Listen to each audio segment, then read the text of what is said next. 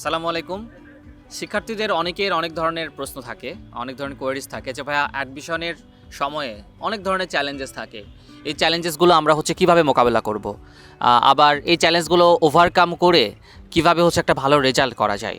তো এই প্রশ্নগুলোর উত্তর আমি নিজেও দিতে পারি, কিন্তু ব্যাপারটা হচ্ছে যে আমি 5 বছর আগে অ্যাডমিশন টেস্ট দিয়েছিলাম। এর মধ্যে অনেক ধরনের সিচুয়েশান চেঞ্জ হয়ে গেছে, প্রশ্নপত্রে পরিবর্তন এসেছে, পড়াশোনার পদ্ধতিতে পরিবর্তন এসেছে, এর মধ্যে একবার করোনা আসছে, শিক্ষার্থীদের সঙ্গে আমাদের একটা জেনারেশন গ্যাপ তৈরি হয়ে গেছে। তাই বর্তমানের শিক্ষার্থীদের কথা ভেবে দুজন শিক্ষার্থীকে এনেছি যারা একই সঙ্গে আমার স্টুডেন্ট ছিল এবং গত বছর তারা বিশ্ববিদ্যালয়ে ভর্তি পরীক্ষা দিয়ে দুজনেই বেশ কয়েকটা বিশ্ববিদ্যালয়ে চান্স পেয়েছে এবং আমি তাদেরকে দীর্ঘদিন ধরে পড়িয়েছি, শুধুমাত্র অ্যাডমিশনে পড়িয়েছি তা না, কলেজ লেভেল থেকে পড়িয়েছি। তাই তাদের সঙ্গে একটা ভালো আন্ডারস্ট্যান্ডিং আছে, এজন্য তাদের ব্যাকগ্রাউন্ডগুলো আমি জানি, আমার কোশ্চিন তাদের বুঝতে সুবিধা হবে।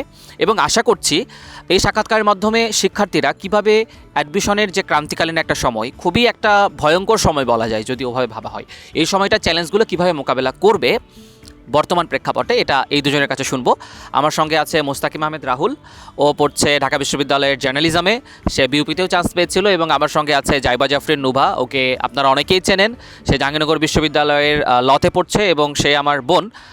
শুধু বড় ভাই হিসেবে আমি তাকে গাইড করেছি তা না, অ্যাডমিশনের মেন্টর হিসেবেও গাইড করেছিলাম। এবং সবচেয়ে মজার ব্যাপার, শুধুমাত্র আমার কাছেই পড়েছে, আমার বোন আর আমার কাছে ছাড়া কোথায় পড়বে, আর কোথাও পড়ে নাই। তারপরে সে অনেকগুলো জায়গায় আল্লাহর রহমতে ভালো প্লেস করেছে। তো আমি আজ তাদের কাছে শুনতে চাইবো একজন সাধারণ শিক্ষার্থী হিসাবে যে অ্যাডমিশনের সময় তারা আসলে কোন ধরনের চ্যালেঞ্জগুলো ফেস করেছিল এবং সেই চ্যালেঞ্জগুলো কোনগুলো একসময় মনে হয়েছিল যে অ্যাডমিশনের সময়টা তাদের মনে হয় হাতছাড়া হয়ে যাচ্ছে বিশ্ববিদ্যালয়ের কাঙ্ক্ষিত স্বপ্ন।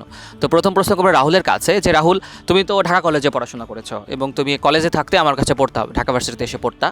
তো তুমি আমাকে পার্সোনালি অনেক হতাশার কথা শেয়ার করছিলা, যেমন মেসে থাকা নিয়ে বা নিয়ে। তো অনেক ধরনের সমস্যা আসলে থাকে, সেই সমস্যাগুলো তোমার ক্ষেত্রে কী ধরনের সমস্যাগুলো ছিল এবং তুমি সেগুলোকে কিভাবে মোকাবিলা করেছিলে? সমস্যাগুলো আগে বলবে, যে কী ধরনের সমস্যাগুলো সাধারণত হয়ে থাকে যারা ঢাকায় পড়ে, ঢাকায় থাকা হোস্টেলে থাকে।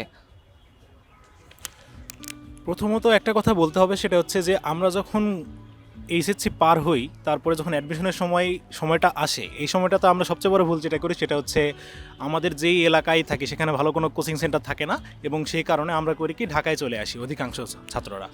তো ঢাকায় আসার পরে বেশ কিছু সমস্যার মুখোমুখি আমাদেরকে হতে হয়, যেমন থাকার সমস্যা হয়, খাওয়ার সমস্যা হয়। কারণ আমরা জানি যে ঢাকা শহরের মধ্যে মেইনলি হচ্ছে কোচিং সেন্টারগুলো ফার্মগেটের দিকে, এবং ফার্মগেটের দিকের মেসগুলোর অবস্থা কীরকম সেটা অবশ্যই যারা আগে অ্যাডমিশন দিয়েছে তারা জানে, এবং আমিও জানি। তো আমি শুরু থেকে ঢাকাতে ছিলাম যদিও, তারপরও আমার হচ্ছে অ্যাডমিশন সময়ে ফার্মগেটের দিকে যখন আমি বাসা শিফট করি তখন আমার অনেক সমস্যা হয়েছিল, এবং একটা পর্যায়ে ঢাকা বিশ্ববিদ্যালয়ের ভর্তি পরীক্ষার 5 দিন আগে আমাকে বাসা চেঞ্জ করতে হয়েছে। এবং এক নম্বর কথা, থাকা খাওয়ার সমস্যা তো হয়, পাশাপাশি আরেকটা বিষয় মেনশন না করলেই না, সেটা হচ্ছে যে আমরা আসলে বুঝতে পারি না যে কোন বিষয়টাতে আমার হচ্ছে পড়া উচিত, কোন বিষয়টা পড়া উচিত না। কারণ অ্যাডমিশন বিষয়টা এমন না যে আমার কাছে যা আছে আমি সব কিছু পড়ে ফেলবো বা সব কিছুর উপরে পড়াশোনা করে প্রিপারেশন নিব। বিষয়টা হচ্ছে অনেকটা এরকম যে আমি কিছু কিছু জিনিস পড়বো, কিছু কিছু জিনিস বাদ দিব, কিন্তু কোনটা পড়বো এবং কোনটা বাদ দিব এই জিনিসটা বুঝতে পারা অনেক বড় একটা ব্যাপার, এবং এটার জন্য দরকার একটা প্রপার গাইডলাইন, যেটা আমাদের কোর্সে হয়তো বা সাদমান ভাই আমাদেরকে দিয়েছেন, যে কারণে আমরা আজকে আলহামদুলিল্লাহ একটা ভালো পজিশনে আসতে পেরেছি। এবং আরেকটা কথা বলবো, সেটা হচ্ছে যে অনেক বেশি আমরা প্যানিক থাকি অ্যাডমিশন টাইমে। সেটা প্যানিকটা কীরকম, যে আমার বন্ধুবান্ধব সবাই হচ্ছে অফলাইন কোর্সে ভর্তি হয়ে গেছে, কোচিংয়ে ভর্তি হয়ে গেছে বড় বড় সব কোচিং সেন্টারগুলোতে, আমি একা একা শুধুমাত্র বাসায় বসে অনলাইনে পড়াশোনা করব, এভাবে আসলে কতটুকু ফলপ্রসূ হবে বা ফলদায়ী হবে বিষয়টা, এই জিনিসটা নিয়ে আমাদের অনেকের মধ্যে একটা প্রশ্ন থাকে বা দ্বিধাদ্বন্দ্ব থাকে, যে আমি যেটা করছি একা একা যে রিস্ক নিচ্ছি এই জিনিসটা ঠিক হচ্ছে নাকি ভুল হচ্ছে। হ্যাঁ, তো আমি এটার বশবর্তী হয়ে ইভেন আমি দুটো অফলাইন কোচিংয়ে ভর্তিও হয়ে গিয়েছিলাম, কিন্তু একটা ট্র্যাজিক বিষয় হচ্ছে কোচিংগুলোতে ভর্তি হওয়ার পরে আমি প্রায় 1 মাসের মতো কোচিংয়ের রেগুলার ক্লাস করার পরে কোচিং দুটোই আমার ছেড়ে দিতে হয়েছে, কারণ আমার কাছে মনে হয়েছে যে দুটো কোচিংয়ের কোনোটাতেই থেকেই আমি তেমন ফ্রুটফুল কোনো কিছু পাচ্ছি না, আমি যেটা প্রত্যাশা করেছিলাম। হ্যাঁ, সময় নষ্ট হচ্ছে। ওই সময়টা যদি আমি বাসায় বসে পড়তাম তাহলে হয়তো বা আমার প্রস্তুতিটা আরও বেটার হতে পারতো, বা আমি যে গাইডলাইনটা চাচ্ছি সেটা আমার সাদমান ভাই আমাকে দিতে পারতেছে বা রায়হান ভাই দিতে পারতেছে। এটার জন্য আমার আলাদা করে কোনো কোচিং সেন্টারে যাওয়ার কোনো প্রয়োজন আমার কাছে মনে হয়নি যে আছে। সেই কারণে আমি 1 মাস পরে আমার কোচিং সেন্টার দুটোতেই যাওয়া বন্ধ করে দিই এবং শুধুমাত্র ভাইয়ার কোর্সে এনরোল করা ক্লাসগুলোই করতে থাকি, এবং পাশাপাশি নিজের মতো করে পড়াশোনার প্রিপারেশনটা নিতে থাকি। আর অ্যাডমিশন টাইমে যে জিনিসটা, সেটা তো বললাম যে কোন জিনিসটা পড়তে হবে, কোন জিনিসটা বাদ দিতে হবে, এই বিষয়ে জানার জন্য সাদমান ভাই আমাদেরকে অনেক বেশি হেল্প করছে, এবং আশা করা যায় আমরা সাদমান ভাইয়েরও তো এবার নতুন কোর্সে হেল্প করবেনই, পাশাপাশি আমরাও যে আমাদের অভিজ্ঞতার আলোকে আমরা যতটুকু পারি সবাইকে হেল্প করার চেষ্টা করব। ধন্যবাদ। Thank you Rahul. এখন আমি আসবো জাইবা জাফরিন নুভার কাছে। আমার প্রশ্ন তার কাছে সেম প্রশ্নই থাকবে, শুধু একটা বিষয় অ্যাড করবো, সেটা হচ্ছে তুমি তো ট্র্যাডিশনাল কোনো কোচিং করনি, মানে তুমি ফার্ম গেটে আসোনি, তুমি বাসায় বসে প্রিপারেশন নিয়েছিলে। সেক্ষেত্রে তোমার কি কখনো এই অনিশ্চয়তাটা কাজ করেনি যে আমি তো আমার সব বন্ধুবান্ধব কোচিংয়ে ভর্তি হয়ে গেছে, আমি হচ্ছে কোচিং করলাম না, আমি কলেজের ফার্স্ট গার্ল ছিলাম, সেক্ষেত্রে আমি নিজেকে পিছিয়ে রাখলাম কিনা? আবার এটা মনে হয়েছে কিনা যে অনেকগুলো তো বই কিনলাম, এই বইগুলোর মধ্যে কোনগুলো পড়বো? এক্ষেত্রে তুমি কোনো প্রবলেম ফেস করছিলা কিনা, বা সেগুলো তুমি কীভাবে ওভারকাম করছো? Thank you. অ্যাডমিশন টেস্ট আসলে সবার জন্যই যেরকম হয় আমার জন্য সেরকমই ছিল, অনেক আপস অ্যান্ড ডাউনস থাকে। আবার এটা অনেক বড় একটা কনফিউশনের সময়, যে এই বান্ধবী এইটা করছে, ও এটা ফলো করছে, তাহলে আমি কোন ওয়েতে যাব। বাট আমি বলবো আমার জন্য একটা বড় ব্লেসিংস রাহুল যেটা শেয়ার করলো, ওর স্ট্রাগল, যে ও প্রথমেই ফার্মগেটে এসে অনেকগুলো প্রবলেম ফেস করছে, সেটা আবাসনের ক্ষেত্রে হইতে পারে, খাবারের ক্ষেত্রে হইতে পারে।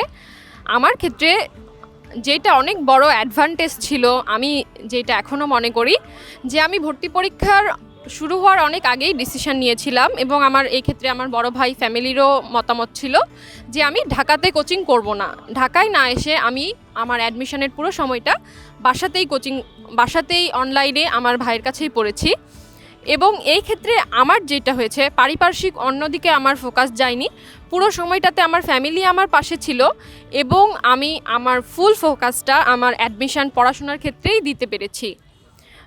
এরপরেও কিছু কিছু সমস্যা হয়ে থাকে সবার ক্ষেত্রে, যেটা যে আমার টাইম ম্যানেজমেন্টে আমি অনেক প্রবলেম ফেস করেছি। প্রথমেই সাবজেক্ট ওয়াইজ যখন ধরতে পেরেছি কোন সাবজেক্টের ক্ষেত্রে কতটুকু সময় দেওয়া উচিত, ইংলিশের ক্ষেত্রে যদি বলা যায় সিনোনিম অ্যান্টোনিম এ কতটুকু সময়, আবার গ্রামাটিক্যাল পয়েন্টে কতটুকু সময়, আবার আমাদেরকে রিটেনের সময় দিতে হয়। এক এক বছর এক এক ধরনের প্রশ্ন হ্যাঁ, আসছে।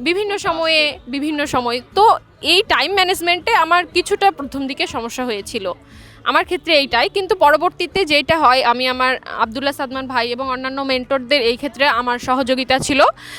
পরবর্তীতে রুটিন ওয়াইজ যখন আমি পড়াশোনা শুরু করি তখন এইটা অনেক ইজি হয়ে আসে। বাট ফার্স্টে আমার এই প্রবলেমটা অনেক ফেস করছি, যে টাইম ম্যানেজমেন্টটাই আমার অনেক সমস্যা হয়েছে। এইটাই ভাই। Thank you. আমরা আসলে জানতে পারলাম যে প্রবলেমগুলো মূলত কি ফেস করে একজন অফলাইনে কোচিং করছে। অফলাইনে কোচিং করার পরও সে মানে আমার কাছে যে বিষয়টা আশ্চর্যজনক মনে হয়, সে ফার্ম গেটে থাকার পরও সে ফার্ম গেটে কোচিং মানে করে নাই। এটা মানে বাংলাদেশে কয়েকজন যে এই দুঃসাহস করছে যে অফলাইন কোচিং না করে পাশেই কোচিং আছে। ভাই একটা কথা বলি, আমি কোচিংয়ে যখন যাচ্ছিলাম না কিছুদিন পরে, আমার আব্বা আম্মা আমাকে এই কথা বারবার করে বলতেছিল যে তুই তো কোচিংয়ে এতগুলো টাকা দিয়ে ভর্তি হলি, কোচিংয়ে যাচ্ছিস না কেন? যদি দিন শেষে যদি কোথাও ভালো কথা চান্স না হয়, সেই দায়টা কিন্তু তোরে নিতে হবে। তো সুতরাং ওই জিনিসটা একটা মেন্টাল প্রেশারের মতো আমার কাছে কাজ করছে। কিন্তু দিন শেষে আমি আমার নিজের উপর কনফিডেন্স ছিল যে আমি যেখানে আছি আমি একটা সঠিক জায়গায় আছি, I am on right track, এবং আমি জানি আমি আমার গন্তব্যে পৌঁছাতে পারবো, এবং আলহামদুলিল্লাহ সব কিছুর জন্য। হ্যাঁ, এখানে নুভু কিছু বলতে চাই। রাহুল যেটা শেয়ার করলো, এইটা কিন্তু সবাই যারা অলরেডি ফার্স্ট টাইম অ্যাডমিশন দিয়েছো বা সামনে দিবার সবাই ফেস করবা, যে ফ্রেন্ডরা আগায় যাচ্ছে কি না, এটা কিন্তু একটা মেন্টাল প্রেশার কাজ করে। আমার ক্ষেত্রে যেমন আমি হচ্ছে বাসায় অনলাইনে পড়াশোনা করেছি, আমার অনেক ফ্রেন্ডরা ফার্মগেটে কোচিং করেছে, তো তাদের এই কোর্স শেষ হয়েছে, এই টপিক শেষ হয়েছে, এইটা অনেক ক্ষেত্রে মেন্টাল প্রেশার কাজ করে। বাট এই ক্ষেত্রে আমার অ্যাডভাইস হচ্ছে নিজের প্রিপারেশনের উপর কনফিডেন্স থাকতে হবে। আমি আমার জায়গায় ক্লিয়ার ছিলাম যে হ্যাঁ, আমি যেই গাইডলাইনে আছি, আমি প্রপার গাইডলাইনে আছি, এবং এই ওয়েতে আমার প্রিপারেশনটা কমপ্লিট করলেই হবে। নিজের উপর কনফিডেন্ট হারানো যাবে না কোনোভাবেই। এটা একটা খুবই বড় বিষয় যে নিজের উপরে কনফিডেন্ট থাকা। কারণ আমি আমার বিগত 5 বছরের অভিজ্ঞতা থেকে বলতে পারি, আমার অনেক ভালো স্টুডেন্ট, রাহুলদের সাথেও এরকম অনেকে ছিল যারা আমার খুব ভালো স্টুডেন্ট, এবং আমরা ধরে নিচ্ছিলাম অ্যাডমিশনটা তারা প্লেস করবে। তারা শুধুমাত্র ভালো করতে পারেনি, জানো কেন? Confusion and lack of confidence, যে আসলে আমি মনে হয় একটু কম পড়ে ফেলছি। হ্যাঁ, পরীক্ষার হলে গিয়ে এই যে গুলায় ফেলে পুরো। আরেকটা কথা ভাই, সেটা হচ্ছে যদি আমাদের ঢাকা বিশ্ববিদ্যালয়ে ভর্তি পরীক্ষার আগে অন্য কোনো বিশ্ববিদ্যালয়ে ভর্তি পরীক্ষা দেওয়ার একটা সুযোগ হয়ে থাকে, তাহলে আমরা এই বিষয়টা যাতে কোনোভাবেই মিস না করি। কারণ অনেকের এই বিষয়টাতে অনেক প্রবলেম হয় যে আমি সর্বপ্রথম আমার যে অ্যাডমিশন পরীক্ষা সেটাই হয়ে যায় ঢাকা বিশ্ববিদ্যালয়ে ভর্তি পরীক্ষা, বা আমার যেটা মূল স্বপ্ন সেখানে আমি সর্বপ্রথম গিয়ে অ্যাপিয়ার করতেছি। কোচিংয়ের পরীক্ষার প্লেস করা আর হচ্ছে একটা অ্যাডমিশন টেস্টে কোনো একটা ভার্সিটিতে প্লেস করা, বিষয় দুটার মধ্যে কিন্তু আকাশ পাতাল তফাৎ। আমি কোচিংয়ে অলওয়েজ ফার্স্ট হইতেছি, এটা আমার কাছে কিন্তু অতটা বেশি ইফেক্টিভ হবে না যদি আমি বিউপিতে যদি ভর্তি পরীক্ষা হয়, সেখানে যদি একটা ভালো একটা প্লেস করি, কিংবা ঢাকা বিশ্ববিদ্যালয়ের আগে যদি রাজশাহী বা চট্টগ্রামে যদি একটা ভালো প্লেস করি, সেইটা কিন্তু আমার কাছে অনেক বেশি ইফেক্টিভ মনে হবে। আমার মনে হবে যে হ্যাঁ, এতজন স্টুডেন্টের মাঝখানে আমি একটা ভালো পজিশন আনতে পারছি, দ্যাটস মিনস আমার মধ্যে অনেক কিছু আছে, আমি হয়তো বা এখানে যখন চান্স হয়েছে সুতরাং আমি অন্য জায়গায় ভালো কিছু করতে পারবো। আমার অনেক বন্ধুবান্ধবকে আমি দেখেছি, তারা প্রস্তুতি হয়তো বা অনেক বেশি ভালো ছিল, কিন্তু জাস্ট ঢাকা বিশ্ববিদ্যালয়ে নার্ভাসনেসের কারণে ভর্তি পরীক্ষা ভালো করতে পারেনি। এবং মজার বিষয় হচ্ছে ঢাকা বিশ্ববিদ্যালয় মিস করার পর বাকি প্রতিটা বিশ্ববিদ্যালয়ে তারা ভর্তি পরীক্ষা দিয়েছিল এবং প্রায় সবগুলোতেই তাদের পজিশন আসছে। তো সমস্যাটা হয়েছিল কি, আমি বিউপিতে পরীক্ষা দিয়েছিলাম এবং ওখানে যখন আমার সর্বপ্রথম একটা প্লেস আসে, আমি ওইখানে অনেক বেশি কনফিডেন্স মানে মানে পাইছিলাম যে হয়তো বা আমার মধ্যে অনেক কিছু আছে জন্যই তো আমি একটা জায়গায় চান্স পাইতে পারছি। সুতরাং আমার মধ্যে এই জিনিসটা কনফিডেন্সটা অনেক বুস্ট করছিল।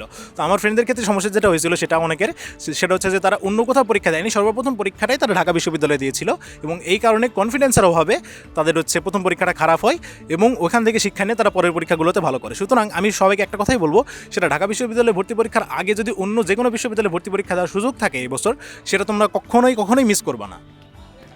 খুবই ভালো একটা সাজেশন, এবং এটা একটা মজার অভিজ্ঞতা আছে রাহুলের সাথে। ও যখন বিউপিতে চান্স পেলো, ঢাকা ভার্সিটির ভর্তি পরীক্ষার আগে ওখানে ভর্তি হয়ে যেতে হয়। তো ওখানে ভর্তি হবে কিনা এটা নিয়ে কনফিউশন ছিল যে ঢাকা ভার্সিটিতে চান্স পাবো কি পাবো না। ওর মা আমাকে ফোন করলেন, তখন আমি পার্সোনালি বলছিলাম যে দেখো, ঢাকা ভার্সিটিতে তোমার হবে, বিউপিতে তুমি ভালো করেছো, একই ধরনের প্রশ্ন প্যাটার্ন, এবং আমি যেহেতু তোমাকে দীর্ঘদিন ধরে চিনি, আমার ব্যাচে তুমি পড়েছো, ঢাকা ভার্সিটি তোমার অবশ্যই হবে, তুমি বিউপিতে ভর্তি হয়েও না। নিজের রিস্ক নিয়ে আমি বলেছিলাম। তো তারপরে কিন্তু সে ঢাকা বিশ্ববিদ্যালয়ে চান্স পেয়েছে। তার গার্জিয়ানের সঙ্গে আমি কথা বলেছিলাম, বিউপিতে ভর্তি করার দরকার নেই, কিন্তু পরীক্ষা দেওয়ার দরকার আছে অন্য বিশ্ববিদ্যালয়ে, যাতে তোমার প্রস্তুতিটা সলিড হয়। তো বলবো যে অ্যাডমিশন একটা কমপ্লিট প্যাকেজ। শুধুমাত্র এখানে একটা শিক্ষক পড়ালো, ক্লাস লেকচার শেষ করে চলে গেল, এটা হয়তো অফলাইন কোচিং হয়, তার দায়িত্ব শেষ, তার সঙ্গে তোমার আর কোনো কমিউনিকেশন নেই। কিন্তু অ্যাডমিশনে প্রপার গাইডলাইন বা মেন্টরশিপটা এই জায়গাতে কার্যকরী হবে যখন শিক্ষক তোমার সঙ্গে সবসময় অ্যাটাচ থাকবেন। টিচার তোমার জন্য ফিল করবে, তুমি টিচারের জন্য ফিল করবা। এই জিনিসটা যখন আসবে, টিচারকে তুমি যখন ওন করতে পারবা, তখন অ্যাডমিশন টেস্টে তোমার ভালো করা সম্ভব। কারণ গাইডলাইন অনেক বড় একটা ব্যাপার, মানে মেন্টাল যে প্রেশারটা আছে, এই প্রেশারটা রিলিজ করার ব্যাপারে। তো আমাদের কোর্সে আমরা এটা অত্যন্ত ইনশিওর করার চেষ্টা করি। বিগত বছরে আমাদের আরও অনেক স্টুডেন্ট আছে যারা আমাদের এখনও পেজে দেখবে অ্যাক্টিভ থাকে, তারা কমেন্ট করে, তাদের সঙ্গে কথা বলে জানতে পারবে এই জিনিসটা কতটা গুরুত্বপূর্ণ। তোমরা আমাদেরকেই বেছে নিতে হবে সেটা বলছি না, আমি বলছি যে বিশ্ববিদ্যালয়ে ভর্তি পরীক্ষা যখন দিবে, তথাকথিত কোচিংগুলোর কথাই তোমরা বিভ্রান্ত হবে না। কারণ কোচিং একটা বড় অঙ্কের টাকাতে ভর্তি হবার পরে দেখবা কোচিং আর তোমার দিকে ফিরে তাকাচ্ছে না। 20,000 টাকাতে ভর্তি হয়েছো, কোচিং আর তোমাকে চিনতেছে না। এটা একদম ট্রু। অনেক ক্ষেত্রে হয়তো ব্যতিক্রম হতে পারে, কিন্তু বেশিরভাগ ক্ষেত্রে এটাই কমন ঘটনা, কারণ তাদের হাজার হাজার স্টুডেন্ট। বাট আমি বলবো যে কোনো একজন মেন্টর বেছে নাও, যে মেন্টর তোমাকে হয়তো 2,000-3,000 টাকা তুমি তার কাছে দিচ্ছ, কিন্তু তার কাছে পরীক্ষা দেওয়া, তার কাছ থেকে এই যে গাইডলাইন, 1-to-1 কমিউনিকেশন করা, এটা খুবই গুরুত্বপূর্ণ হয়ে দাঁড়ায়। তো আজকের আড্ডাটা আমরা এখানেই শেষ করছি। এরকম অনেক আড্ডা তোমাদের সঙ্গে হবে, আমাদের প্রাইভেট ব্যাচে যারা আছো তাদের সঙ্গে রেগুলার এরকম সেশন আমরা করি, এবং রেগুলার সেখানে পরীক্ষা হয় এবং অন্যান্য কথাবার্তাও হয়। তো আশা করছি এবছর যারা আমাদের প্রতি আস্থা রাখবে, ইনশাল্লাহ ঢাকা বিশ্ববিদ্যালয়ে ভর্তি পরীক্ষা অবশ্যই ভাগ্যের উপর নির্ভর করে, তোমার পরিশ্রমের উপর নির্ভর করে, কিন্তু যেটুকুর জন্য তোমার মেন্টরশিপ দরকার, যেটুকুর জন্য পরিশ্রমের দরকার, সেটার জন্য আমরা তোমাদের সঙ্গে আছি। আজকে এখানে শেষ করছি। সবাই ভালো থাকবে, সুস্থ থাকবে। আল্লাহ হাফিজ।